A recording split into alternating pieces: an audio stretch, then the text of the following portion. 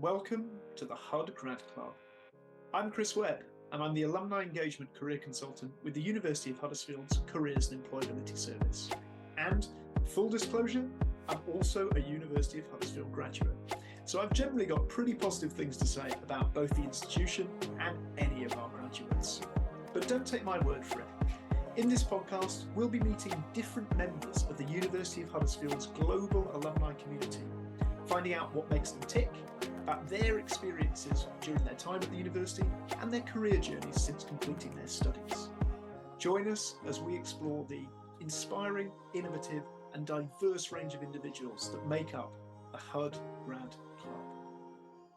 Hello and welcome to another episode of the Hud Grad Club, our podcast celebrating the University of Huddersfield alumni community. And Tim, a very warm welcome to the podcast. Thank you very much. Well, thank you very much for joining us. Now, if we've got any students, graduates, or anyone else who's watching or listening to the podcast who's not come across you before, can you tell us just a little bit more about what you studied at the university and what you're up to now? Yes. So I studied a BA in interactive media. I started in 1996 and I graduated in the year 2000. And I now own my own software and consultancy business, and I'm based up in Cardiff. Fantastic. Well, we'll dig into that a little bit more as we kind of go through the podcast. Interesting to hear you graduated in the year 2000 as well. Were there any fears about the millennium ruining your graduation? Well, the biggest, it wasn't a fear. I mean, we had the best party ever. I remember for the year 2000, but. Yeah, no, there was the whole millennium bug thing, and I think there was a little bit of fear around the annihilation that may happen, but it was all a bit of a damp squib, really, in the end, wasn't it? Not a lot really happened there. But I guess in a good way, in a positive way, in that sense, yeah. Yes, yeah, absolutely. Oh, good stuff. Well, on the subject of kind of memories and possibly kind of parties, we start every episode of the podcast, as always, with our greatest Hud story section. So an opportunity for you to reflect a little bit on your time at the university and any special memories that you have. I guess a good starting point for this is always to find out what brought you to the university in the first place. Why did you end up at Huddersfield? It was a really random one, actually, because at the time it was very early on in the, kind of the World Wide Web, the whole internet thing. And I was a bit of a computer nerd, and I just thought this is a field I want to go into. And at the time, there weren't that many courses. I mean, you were more talking around kind of computing for business or the more hardcore computer science. And I didn't really fit with those two. But the whole idea of, and this may age me quite nicely, but interactive CD-ROMs were quite a big thing at the time.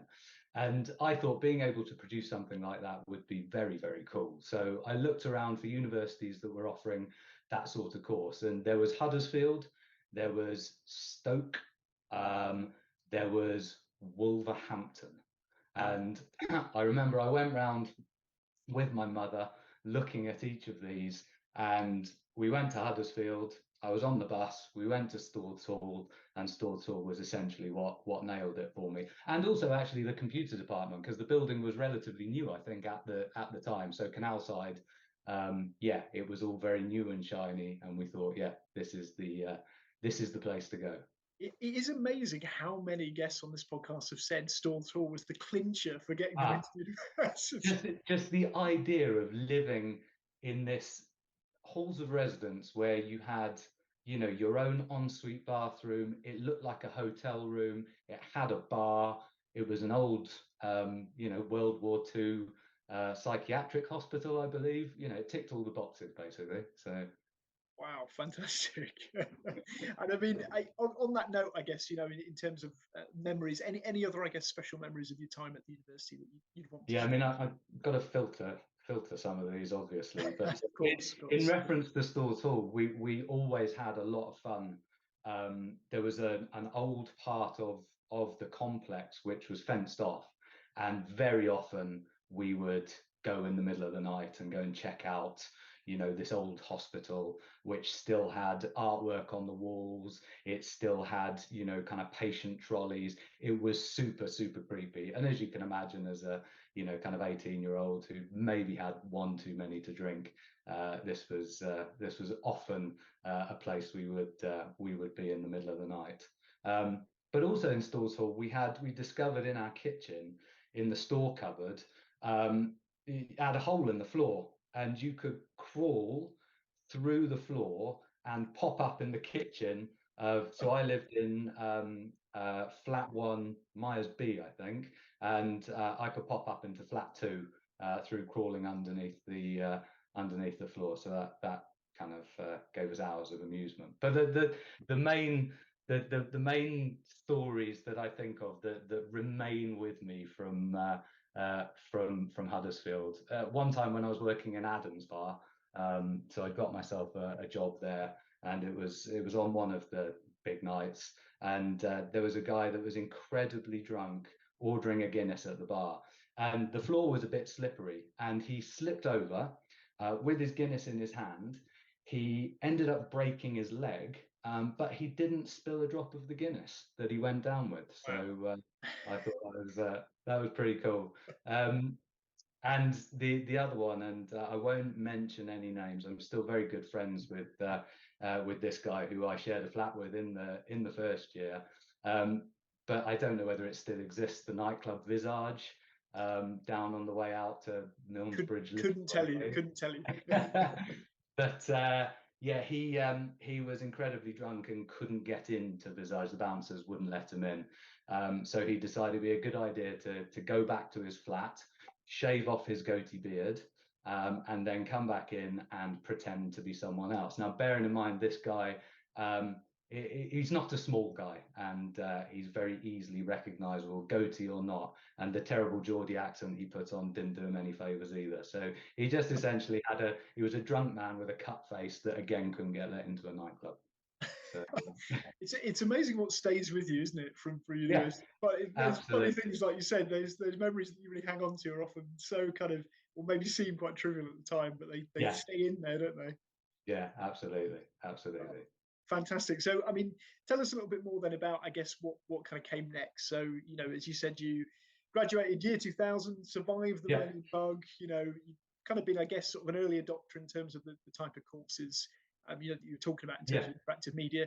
What did that sort of lead on to? What was that transition like? Well, I was super lucky. Kind of before graduation, another thing that happened during my time at Huddersfield, which was, I guess, quite serendipitous, really. My course had a sandwich year, so the third year was out in industry, and I'd been, as I mentioned before, talking about these interactive CD-ROMs, more focusing on the creative design aspect of what we were doing, less hardcore programmer. I didn't quite get the concepts in the first and second year when we were doing the kind of coding side of things. But somehow I got put in a role in Belgium for a year working as a programmer. So I got thrown massively into the deep end. And it was great for me because I was totally out of my comfort zone. I had to do it. I was in a non-English speaking country, well away from anything I'd ever done before. And so that's when I kind of flipped what I was doing more from the design to the programming side. And so when it came to graduating, I went for web development jobs. And in the year 2000, this is the height of the dot-com boom.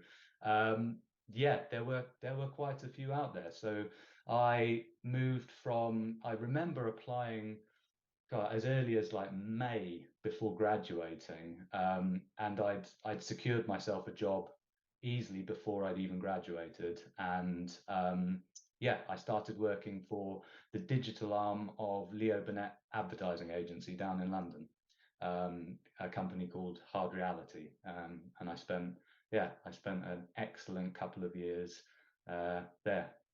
Wow. And so that there's quite, as you said, a rapid transition there from going from more design-facing side to the programming side. Has that then changed since? So have you kind of stayed predominantly in the programming side, or have you kind of shifted again throughout your... I think when I mentioned I was a geek before university, I think I possibly had the makings of an engineer or a programmer. I just needed something to spark it off. And so yes, that was my main focus. Certainly for a good 4 or 5 years after graduating, I was a programmer. But then I realized that, maybe wasn't the best programmer on earth, and actually customer facing roles were more in my wheelhouse. So I kept that technical know-how, I suppose, but then moved into less technical, less engineering roles than which I've maintained for the rest of my career. So I still am firmly in the digital and technology space, and I still understand the concepts, and sometimes can turn my hand to the odd bit of code here or there, but no, not predominantly doing it. But I guess those, having that experience across the range of roles has probably been quite useful, particularly as I know that you've set up at least one business. So I mean, that must have been something that's really supported that in terms of having that understanding of the different. Absolutely. It's been, obviously I've only got my own experience to go from, but having that variety while keeping I suppose, an underlying thread of what I love to do, but also chopping around and doing lots of different things over that kind of 23 years. God, when I say it now, it's mental. Don't say it out loud and it's not real. But yeah, being able to have done that, and got that experience across different sides of business has been very, very cool. And what sort of prompted you to set up your own business when you decided to do that? What kind of led to that after those previous years of experience in industry? Well, funny enough, I was chatting to my business partner, to a guy that I started work with in 2000, and I still work with now.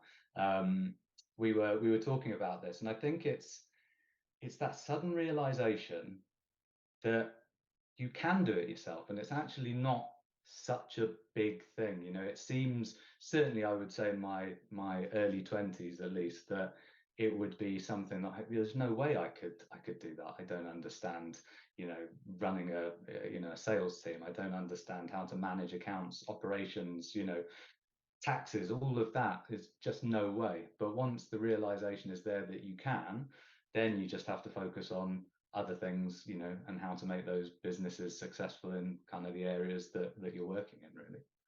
And how do you, out of interest, how do you kind of decide on a business idea? Was it something that you kind of already had a germ of, I guess, moving through your career, or was it something that you saw a gap, there was an opportunity there? Yeah, how does that sort of stuff come about for you? So I've set up two businesses. One of them was set up in 2013, and we kind of stopped really doing anything, I think 2015-16. And that was just a germ of an idea, working with some ex-colleagues that I loved working with, and we all thought, let's give this a go. So the general idea was an audio-based social network. So at the time, we had Twitter, Instagram was becoming pretty big. You have obviously Facebook as well. It was pre kind of Snap and TikTok. I think Vine was potentially still around, and we just thought there's a gap for audio. And we'd been working very much in the commercial broadcast radio space in roles together, and we thought, we could do with a medium that is more focused on that area. So if you wanted to contribute to a show on air, then it would be great if there was an audio platform. And again, this was pre-WhatsApp having audio, pre-Twitter having audio. And so, yeah, that was just the germ of an idea. We thought, let's give it a go. And, that also gave me certainly experience in trying to go out and get seed funding for a business, and trying to raise money to help that business grow. But the other one was, we were working on a similar project in an organization I was working for. Thought this actually could be done at much bigger scale and better, had the ability to line up a customer for it, so didn't have to go out and get funded, and took it from there. And actually that's the business that again started in 2013, but the kind of, I suppose, I'm still working on that to a certain extent now. So it's been a good decade that one's been going on. Wow. And did you find that you took quite a lot of lessons from that first business? You know, as you said, Yes. where it went the first 2 years, and then you decided you haven't really done as much with it since. But I guess Yeah. that must have been a great learning experience to take into remaining. Absolutely, absolutely. The whole notion of failure, I know it's quite a cliched thing, but it is good. The experience that you get from trying to do something and it not necessarily taken up, providing you haven't, kind of lost a load of money in doing so. But the building blocks to getting to that point, it's incredibly useful. It may not with Soundmite, the audio social network. I still think it was a great idea because you have this functionality that now exists in multiple other applications. So the idea wasn't bad. Maybe the execution was. Maybe the timing was.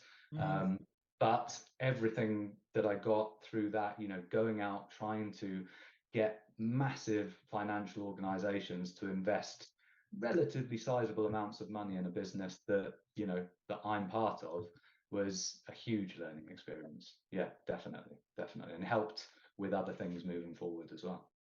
Really interesting insights, as you say. And I think, I guess you're right to say that sometimes it sounds a bit cliche that you have to fail and all those kind of type of things.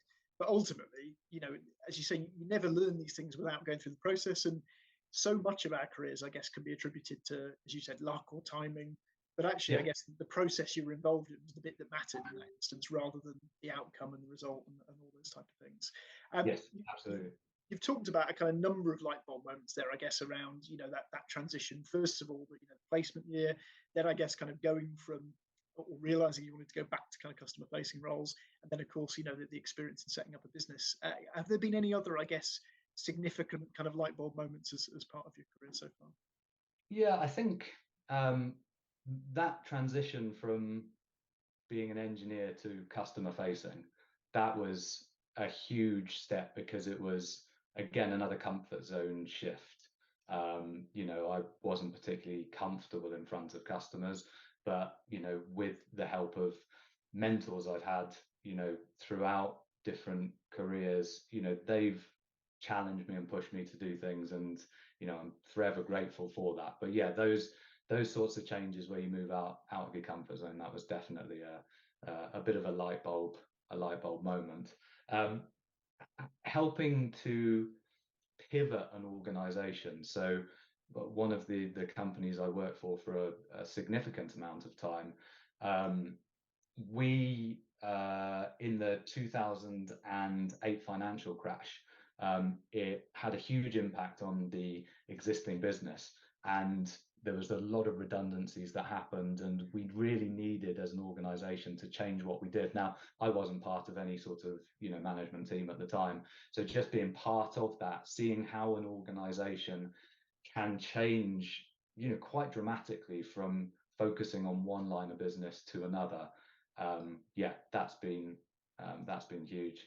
I think I said before, realization that you can go it alone is a massive, probably the biggest light bulb moment.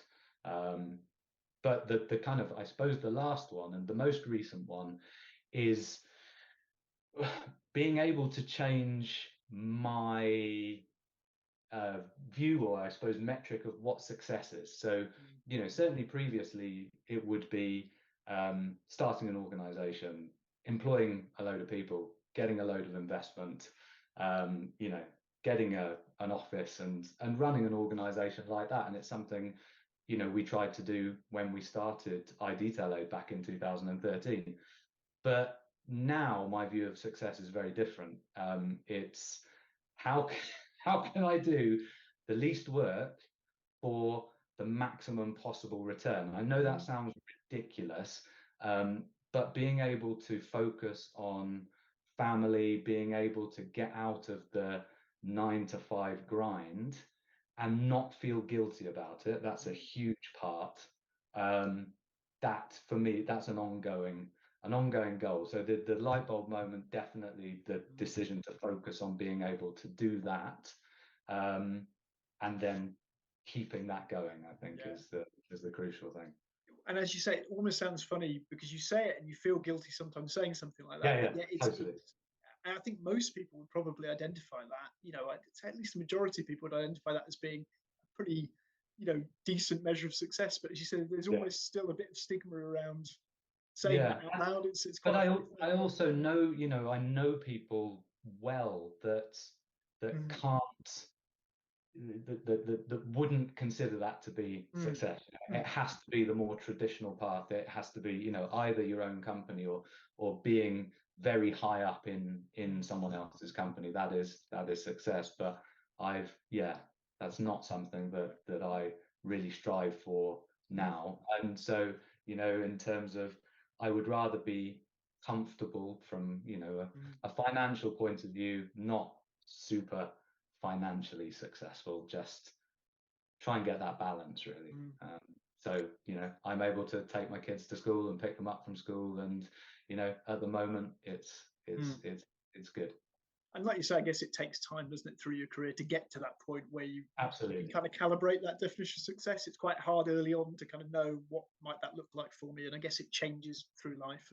Yeah, absolutely. And also, it needs I suppose a certain amount of luck, or Mm, at least a certain amount of time to get to that point where maybe you are in a position to be able to pursue something like that. mm. Absolutely. And I mean, you've talked there, shared some really interesting insights, I guess, from your career journey so far. And you mentioned obviously that, the confidence of sort of feeling you're able to go it alone, but also talked about, I guess, the people that have been significant, Yeah. mentors that you've had throughout your career. So are there any kind of particular individuals, I guess, that have been especially key in your career journey that you'd like to give a shout out to?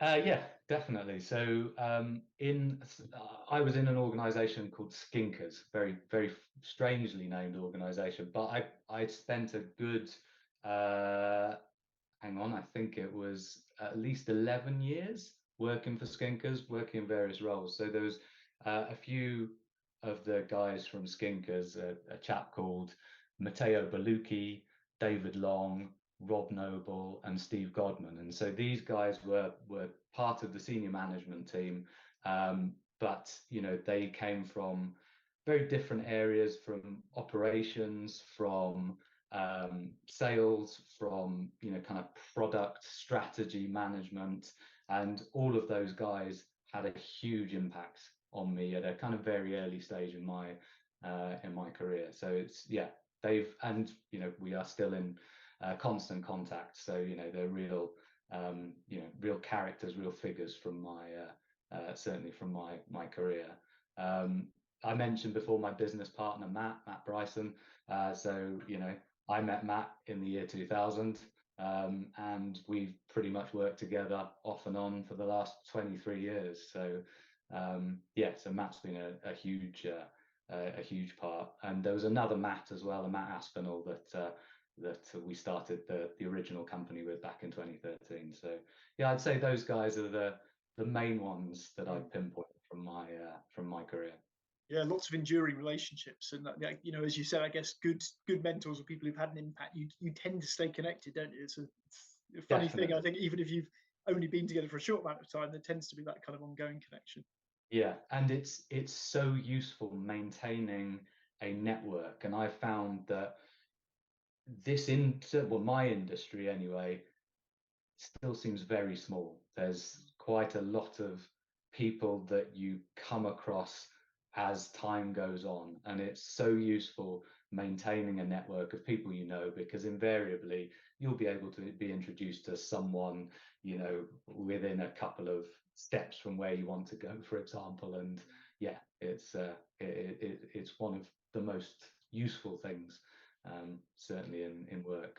It sounds very similar to the careers sector, which is an incredibly small world, possibly a bit smaller than your industry, but similar things. Like Yeah. you'll meet someone and everyone has met the person that you know. It's Yes. very, very Yeah. odd, Yeah. odd experience. Yeah. Absolutely. Always, LinkedIn is a great tool for that, because invariably you'll connect with someone and you'll go, oh my goodness, they know X, Y, Z, and yeah, it's very useful for getting in touch. No, absolutely. And I mean, that leads us on very, very nicely to the last part of the podcast, which is our underrated careers advice section. And I guess for any sort of students or graduates who may be watching and listening to the podcast right now, is there kind of any particular sort of, or any particular nuggets of wisdom, I guess, that you've picked up, accrued during your career journey so far that you'd like to share? Yes, the main one, and I referenced a guy called Rob Noble before. Rob taught me in my mid-20s how to manage stress. And I think it's the most useful thing from my point of view that's ever been given to me. So yeah, the ability to manage stress, manage time has a huge impact on what you can achieve day to day and how you feel day to day, and stops things from becoming too overwhelming and giving you that kind of block, as it were. That's been a huge, huge thing. And for me, to manage stress is about managing time and being able to prioritize things and, you know, make sure I'm tackling stuff in the order it should be rather than when it pops into my head. Certainly that for me, that's been a massive That will thing. resonate with a lot of people, I'm sure, myself Yeah. included. But you know, it seems so simple, and at the time it was just like oh right, yeah, so I should really use my calendar a lot more, and you know, just real basic things like that, task lists and stuff. So that's really helped.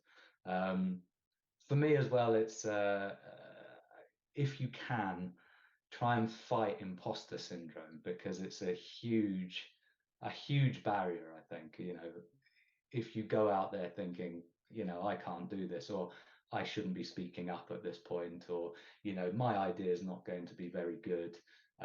You've really got to keep that in the box. And as much as you may feel it inside, you've just got to keep thinking that it's probably imposter syndrome that's, you know, that's just fighting with you, really.